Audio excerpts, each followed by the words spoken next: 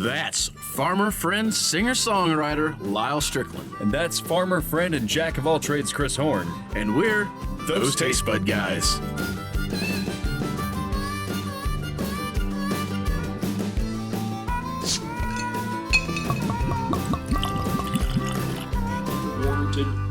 Patrick comes down. I want him to bring the number 9 back with him. Yeah. I want another shot at it. I really do. So. We're back! All right. I always like to keep him in suspense. I know. He I never don't know knows. if I was supposed to start the episode or not. He never knows.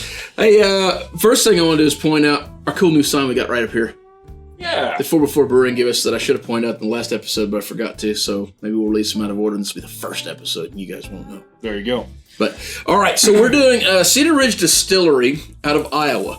So the last time we had this... Well, not this. Well, the last time we had this distillery, we was in Kansas City at our friend Patrick's house for our road trip, and we had the number 9 whiskey that Slipknot put out. Yep. Didn't necessarily impress us, really didn't impress Lyal. Patrick wasn't a fan of it either.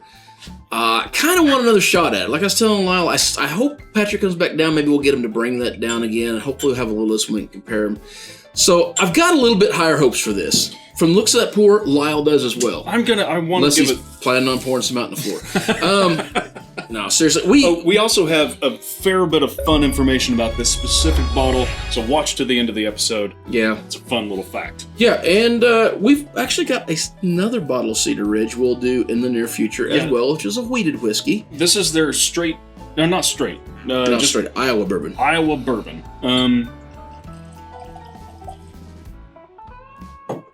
Now, on first blush on the nose, we're in good we're moving in the right direction. So, we actually, if I recall, liked the nose on the number 9 as well, or at least I did. Okay. But yeah, that absolutely smells like bourbon. So why Iowa Bourbon just means it was just made in Iowa, otherwise it's still 51% corn and all the normal stuff, I assume? I do remember them having kind of an interesting mash bill.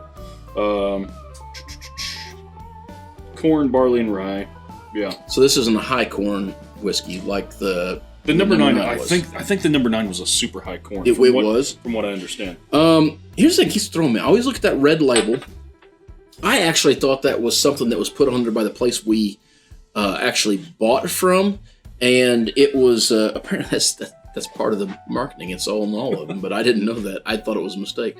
So the nose is pretty good. I don't want to sound, I don't know what to say, but it smells like corn. Okay, it smells like corn. There's a lot of corn to it. There's some little, the vanilla's pretty high on it, right? Not a lot of dark wood, but like... Vanilla's never a thing I pick out. Well, I guess what I pick out of this one is a little bit corn, and there's some flat notes in there I can't quite put my finger on. Almost metallic. I'm not quite sure. Yeah. I'm not quite sure what it is. So, but I want to get into it and see what happens.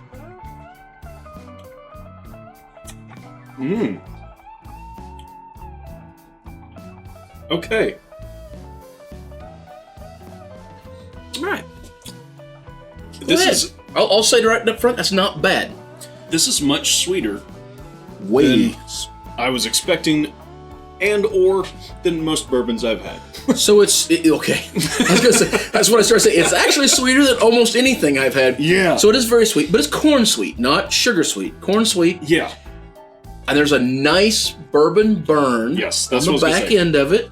This is fairly balanced. You would expect something this sweet to have this really bad finish on it, and it's not. It's like sweet up front, and then like the bourbon finish on the back. So the bourbon, it's nice and balanced. The finish for it is just all heat, though. Yeah. The taste just kind of goes away. It's gone. Okay. There is a little something missing. I'm not sure what yet. It's like you drink it, all that flavor that usually rolls to the side of your tongue, I'm not picking up. I don't know what or why yet. And I should pull this up here, so I didn't want to go. So I know you and I tend to like very bold, big, heavily wooded, unique, big non-typical characteristic bourbons, right? Yeah. This, I think, is pretty unique and does have an interesting flavor profile. I think our friends that really dig heavily wheated whiskeys and smoother whiskeys, thinner whiskeys, this would be right up their alley. And honestly, for me, it hits a nice little spot. I'm going to go so far as to say, if you were trying to introduce somebody to a bourbon that maybe hasn't had the best experience through the harshness of one, this could be a contender for a introductory bourbon. Yeah. So, it's good. I will say, is it my favorite thing I've ever had? No. There's other bourbons I like better, but I really think this has a place.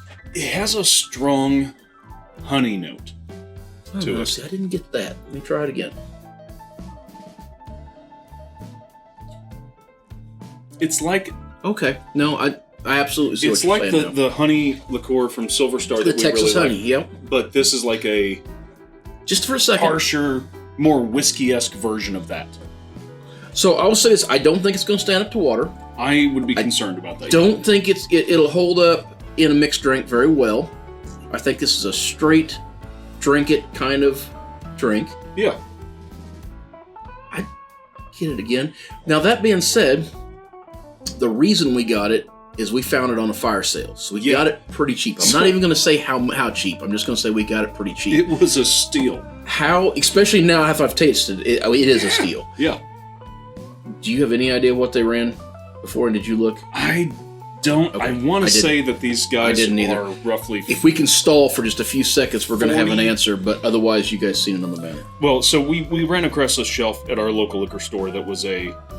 Do we want to say prices? No, we don't want to say prices. I don't think I want to give clearance prices. I don't think it makes... It wasn't fair. I will say that, like, we felt like we had hit the jackpot when we found a couple other whiskeys and this one on the shelf. We were like... We'll take all that. Yeah, like, give us that shelf of whiskey. I'm really proud of this. This is nice. I was desperately hoping, and like I said, I need to give the number 9 another shot because. Okay, and we are, and I will tell you, I can smell that same nose in this that number 9 has. But I think the number 9. What is it? Fit 40? Okay. Yeah. He said he wasn't like yes, so I was like $4. Shit. But anyhow, $40 is what this one runs. So. I can smell that same note, and it is that same thing I was telling you a while ago. There's something in that nose. There's something that doesn't match up with most bourbons that you taste, and it's in that same... It's probably in their water, to be fair about it. Yeah. It's probably in their water. Certainly within their mash bill. I don't know what the difference between this and number 9 is, other than number 9 was a high corn.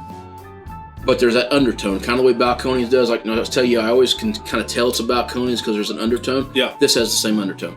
But infinitely better flavor profile, so... I'm not going to say that this is my favorite bourbon that I've ever had, but this would definitely find a place in a range of palates. I wish we'd have tried this before the number 9, but I also really, really want to try number 9 again. I think we need to give it a fair shake. So, but I will say Cedar Ridge... I think it's decent. I mean, yeah. It makes, like I said, it makes me want to go back and see how wrong I was, or if I was wrong at all. Because we also have a wheated whiskey from Cedar Ridge up there that I'm anxious to try. Yeah, and I think we should try it back to back with this, especially if we get the number 9 in here. Maybe we get all 3 of them in, and because I think there's going to be a running theme through them. Mm-hmm. But I will say, I don't know that we was necessarily wrong on it.